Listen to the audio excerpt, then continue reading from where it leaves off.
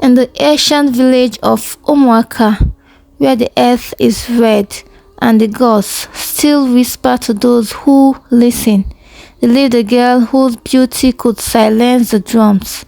Her name was Obianuju, a name that means born into abundance. But even abundance comes with a price. Obianuju was the only daughter of Ichie Nwokedi, a respected elder of Umuaka. Her skin glowed like the early morning sun. Her laughter danced through the village like wind chimes in harmattan. Suitors came from far and near, wealthy traders, strong warriors, even sons of chiefs, but her heart had already chosen a forbidden one. His name was Ezina, tall, quiet, eyes that carried sorrows like rain clouds. He lived on the edge of the village, where the trees whispered secrets and no one dared to linger. Ezina was an Osu, an outcast, consecrated to the gods, untouchable by tradition. But Obianuju saw through the silence. She saw a man who sank to the river, a man who left offerings at the shrine even when no one watched, a man who loved deeply even if the world refused to love him back. They met beneath the ancient okwa tree, where the moonlight weaved between its branches like woven threads. They spoke in hushed tones, shared stolen glances, and even touched hands only when the stars hid behind the clouds. One night, he carved a comb of ivory wood and gave it to her. For you, Nkem, my own, even if the world rejects me, may this always find your hair. Ezina spoke in a gentle and low voice. She smiled, tears in her eyes. But peace is a stranger to forbidden love. One careless whisper, one jealous rival, and the truth reached her father. Ichie did not shout. He did not beat his chest or curse the sky. Instead, he called for the village council and before them declared, "My daughter has dishonored this household. She has danced with an Osu. Let the gods decide her fate." Ichie spoke in a stern and commanding voice. Obianuju was seized, her wrists bound. Ezina was dragged from his hut like a thief in the night. Stones were raised, fires lit, the air thick with rage and shame. But before judgment could fall, Neka, the old priestess of the shrine, appeared, her eyes white with vision. "Stop! The gods have spoken. Who are you to judge who love shall choose? Was Ezina not born from a womb? Does his blood not run red?" Neka spoke in a raspy and powerful voice. The crowd trembled. Silence fell. That night, the oracle revealed a secret buried in time. Ezina was not an Osu by birth. He was the abandoned son of a warrior who died in a war no one dared to remember. A boy left at the shrine in desperation, not dedication. The elders lowered their head in shame, but Ezina did not smile. "Even if the truth frees me, I will never forget how easily you tried to destroy me." Ezina spoke in a calm and measured voice. Obianuju walked to him, untied her own wrist, and placed the ivory comb on his hand. "Take me, Ezina, not because they now allow it, but because I always have been yours." And so, under the full moon and the silent gaze of the ancient okwa tree, they left Umuaka behind. They built a home by the river where no caste or council could touch their love.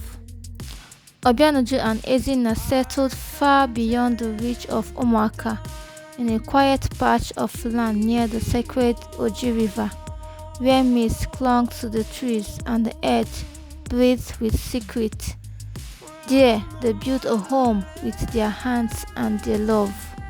Their days were filled with labor, clearing land, planting yams, weaving mats, but their nights were filled with laughter and warmth.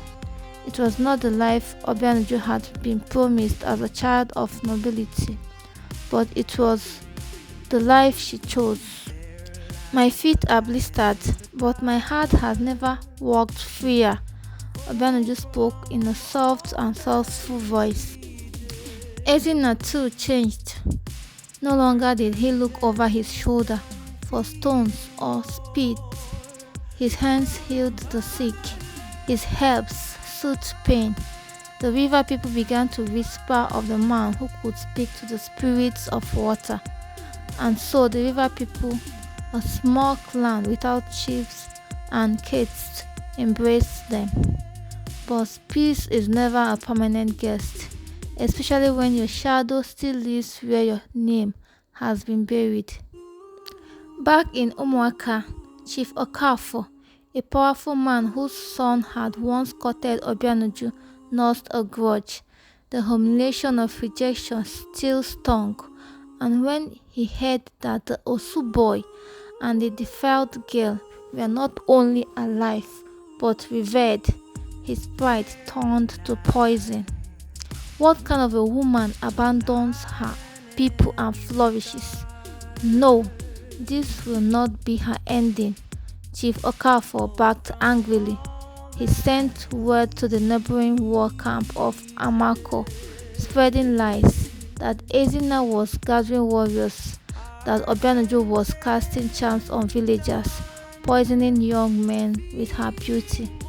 And so one night, fire came. The compound was set ablaze. Ezinna fought to protect what they built, but the attackers were many. Obianuju, clutching their infant son, fled into the night, barefoot and bleeding. Ezinna, Ezinna, where are you? Obianuju was desperate. Smoke swallowed the stars. Screams became echoes, then silence. When the sun rose, Ezinna was gone. His body never found. Only his staff remained stuck in the ground like a tombstone. And so Obianuju became a wanderer. With her child on her back, she walked through villages. Her name a rumor, her story a ghost. Some gave her food, others spat on her, but she never stopped. She swore she would one day return to Umuaka, not to beg, but to speak. Years passed. Her son Kelechi grew strong, tall like his father, fierce like his mother. He learned from his mother's silence. He trained in the forest. He learned the tongues of warrior and wisdoms of healers. On his 17th birthday, he asked her, "Mother, is it true my father was a spirit?" Then he vanished in fire. Kelechi was curious. "No, my son, he was a man. But when the world tries to erase a man, and still his name is spoken with honor, he becomes greater than the spirit," Obianuju quietly replied. That day, Obianuju tied her hair, raised her chin, and walked towards the path that led home, to Umuaka, not as a broken daughter, but as a woman forged in fire. Behind her walked her son, the blood of both castes, the symbol of change. As she entered the village square, silence fell. Those who scorned her now whispered, "She lives. She returned.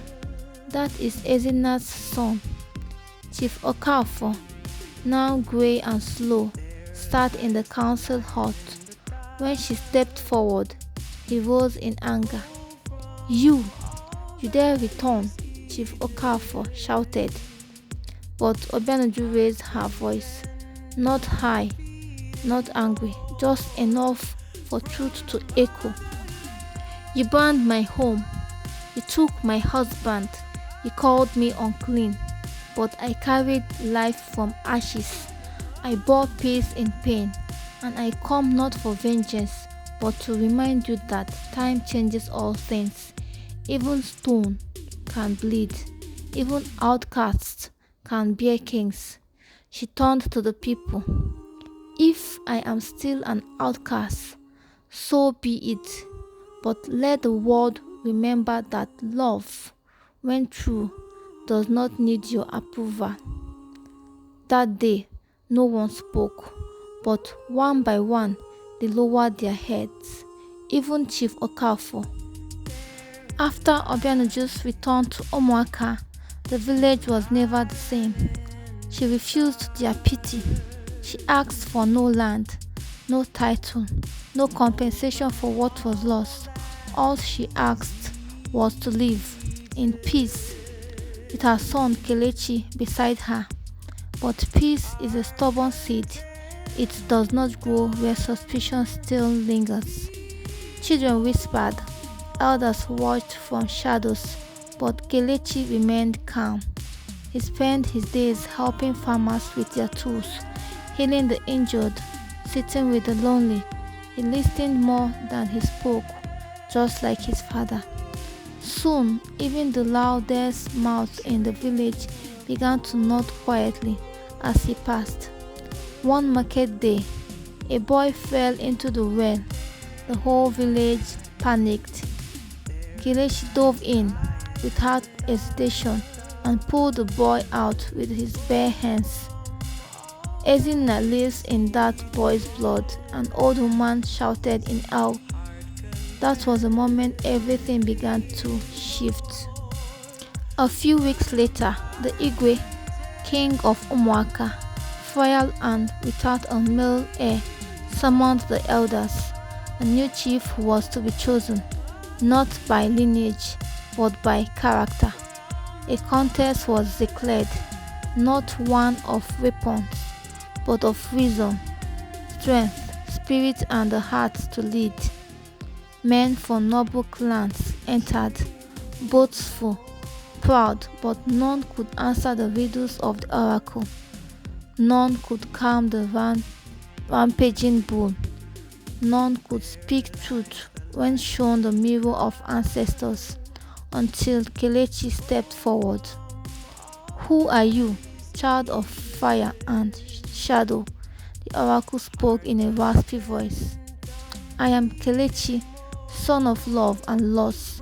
I come not to rule, but to serve. Kelechi spoke in a calm voice. The oracle smiled. For the first time in many years, the bull bowed before him. The mirror remained clear, and the ancestors were silent because they were watching. When the final drum beat echoed into the hills, the people of Umuaka did not hesitate. They raised their hands, not just for Kelechi, but for change.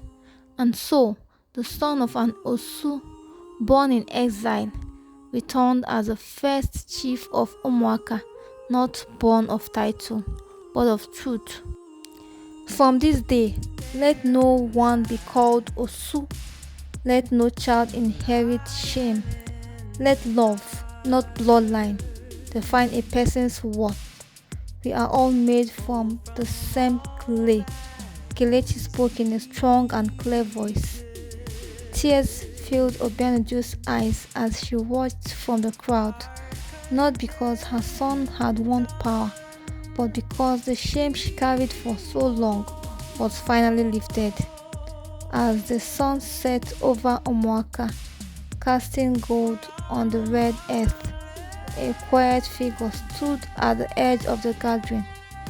Ezinna, alive, older, wiser, and watching. He had returned not to interrupt, but to witness. His son had done what he could not, and his bride had turned pain into purpose. And so ends the story of the outcast bride, a tale not just of love, but of legacy, a story that reminds us no matter how far you are cast away, the heart always finds its way home.